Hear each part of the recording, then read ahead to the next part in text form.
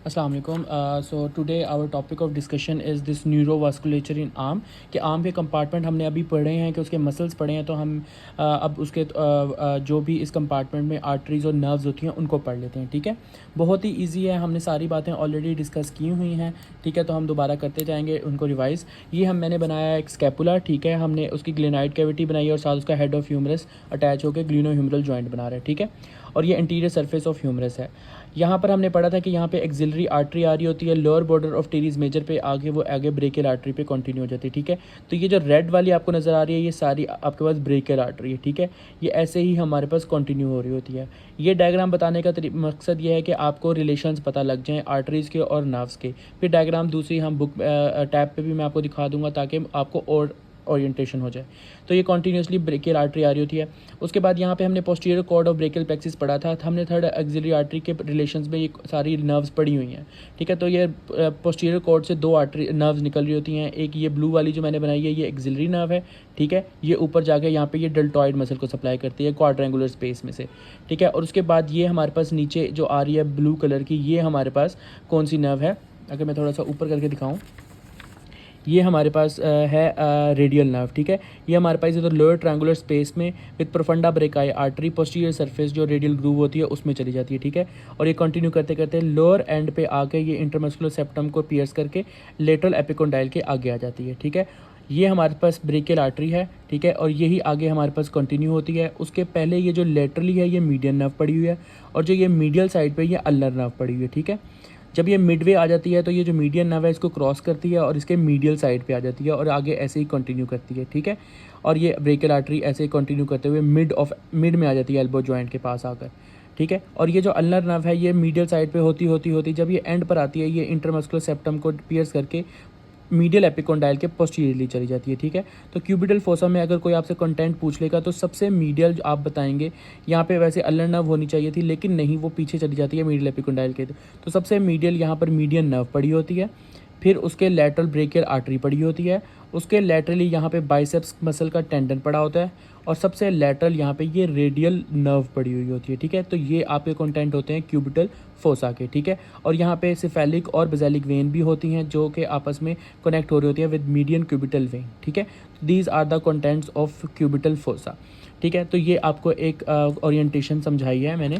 ठीक है, अगर आप इस पे देख लें तो ये आपको एक और तरीका और एक क्लियर पिक्चर है जिसपे आप ये हमारे पास एक एक्सिलरी आर्टरी आ रही है, तो उसके बाद ये कंटिन्यू ब्रेकियल आर्टरी में ब्रेकियल आर्टरी से यहाँ पे एक प्रोफंडा ब्रेकाई आर्टरी आती है जो कि इस रेडियल नर्व के साथ पोस्टीरियर सरफेस ऑफ ह्यूमरस पे चली जाती है through the quadrangular space, lower triangular space. ठीक है, और ये कंटिन्यू करती है पोस्टीरियर कंपार्टमेंट में ही। ठीक है, ये हमारे पास पोस्टीरियर ये मीडियन नर्व आ रही है जो लेटरल साइड पे होती है, और ये मीडियल साइड पे अल्नर नर्व आ रही थी, यही आगे कंटिन्यू करती है। अब ये डायग्राम है, इस पे आप ये देख सकते हैं, ये हमारे पास फर्स्ट स्ट्रिप है। फर्स्ट स्ट्रिप से पहले ये सबक्लेवियन आर्टरी है, आगे ये एक्सिलरी आर्टरी है, टीरीज मेजर के लोअर बॉर्डर पे आगे ब्रेकियल आर्टरी कंटिन्यू हो रही है। ठीक है, तो ये ब्रेकियल आर्टरी से एक प्रोफंडा ब्रेकाई आर्टरी होती है जो कि पोस्टीरियर सरफेस पे चली जाती है। ठीक है, और उसके बाद ये कंटिन्यू करती है, ये आप देखें बाइसेप्स का मसल है, उसके ये मीडियल बॉर्डर पे सारी ये ब्रेकियल आर्टरी आ रही है। ठीक है, ये एल्बो जॉइंट है जहाँ पे आपके क्यूबिटल फोसा होता है, उस पर आप अगर टेंडन देखें बाइसेप्स का तो उसके ये मीडियली ब्रेकियल आर्टरी पड़ी होती है। यही नीचे बाइसेपिटल एपिन्यूरोसिस के बीच में से गुजर के ये हमारे पास रेडियल और अल्नर आर्टरी में आगे डिवाइड हो जाती है हमारी फोर आर्म में जाके। ठीक है, अगर हम आगे देखें इसकी एक और डायग्राम जो कि बहुत अच्छी है वो है ये वाली। ठीक है, ये हमारे पास ब्रेकियल आर्टरी आ रही थी। ठीक है, ये ऊपर third part of axillary artery थी जो हमारे पास लास्ट में एंटीरियर ह्यूमरल सर्कमफ्लेक्स ह्यूमरल और पोस्टीरियर सर्कमफ्लेक्स ह्यूमरल आर्टरीज दे रही होती है। उसके बाद हमारे पास ये ब्रेकियल आर्टरी थी। ब्रेकियल आर्टरी में से हमारे पास ये एक प्रोफंडा ब्रेकाई है जो कि लोअर ट्रायंगुलर स्पेस में से पोस्टीरियर सरफेस ऑफ ह्यूमरस पे चली जाती है। ठीक है, उसके बाद ये ब्रेकियल आर्टरी आगे कंटिन्यू करती है। उधर ये आप यहाँ पर देख सकते हैं ये ह्यूमरल न्यूट्रेंट आर्टरी देती है। ऊपर सुपीरियरली एक सुपीरियर अल्नर कोलैटरल देती है, इन्फीरियरली आके ये इन्फीरियर अल्नर कोलैटरल देती है जो कि एल्बो के अराउंड अनास्टमोस करती हैं।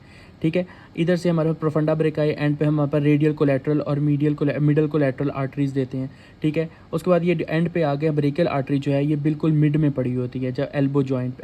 ठीक है, उसके बाद ये आके रेडियल आर्टरी में और अल्नर आर्टरी में डिवाइड होती है। अल्नर आगे कॉमन इंट्रोशियस आर्टरी देती है, कॉमन इंट्रोशियस उसके बाद इंटीरियर इंट्रोशियस आर्टरी और पोस्टीरियर इंट्रोशियस आर्टरी में डिवाइड होती है, जो कि इंटीरियर कंपार्टमेंट में और पोस्टीरियर कंपार्टमेंट और फोर आर्म में कंटिन्यू करती हैं। ठीक है, यहाँ पर आप देख सकते हैं अल्नर आर्टरी ऊपर दो ब्रांचेस दे रहे हैं, इंटीरियर अल्नर रिकरेंट और पोस्टीरियर अल्नर रिकरेंट। ये ऊपर जाके ये जो ऊपर से रिकरेंट कोलैटरल आर्टरीज आ रही थी उनके साथ एनास्टमोस करती हैं, और इधर से ये रेडियल रिकरेंट आर्टरीज भी ऊपर वाली आर्टरीज से जो आ रही होती हैं उनसे एनास्टमोस करती हैं।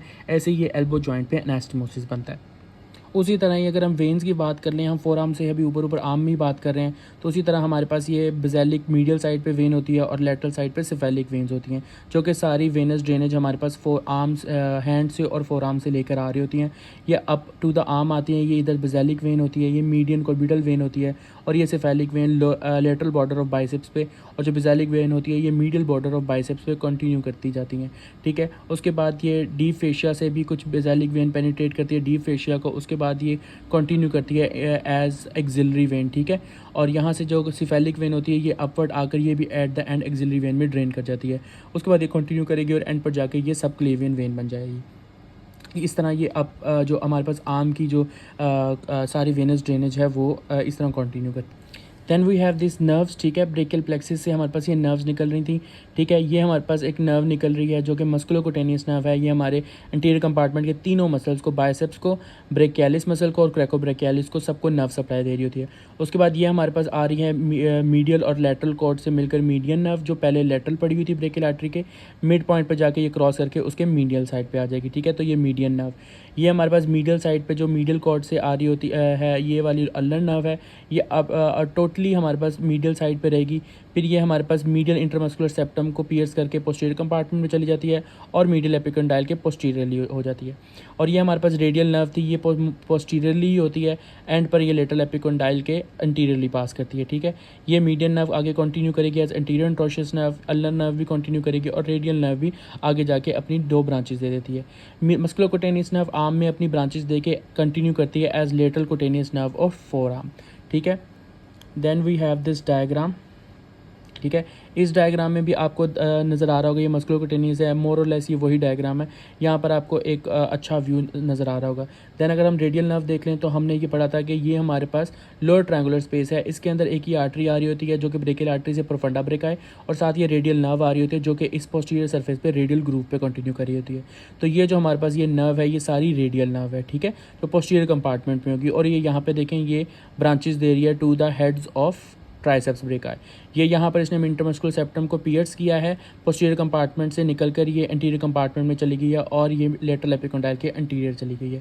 ये हमारे पास पोस्टीरियर कुटेनियस नर्व और फोर आर्म है जो कि रेडियल आर्टरी की ही, रेडियल नर्व की ही ब्रांच होती है। ठीक है, ये हम यहाँ आप देख सकते हैं कि मीडियल एपिकंडाइल के पोस्टीरियरली एक नर्व पड़ी है, that is your ulnar nerve. ठीक है, ये दोबारा आगे इंटीरियरली ही चली जाती है, बस फॉर द दिस स्पैन ये हमारे पास पोस्टीरियर कंपार्टमेंट में होती है।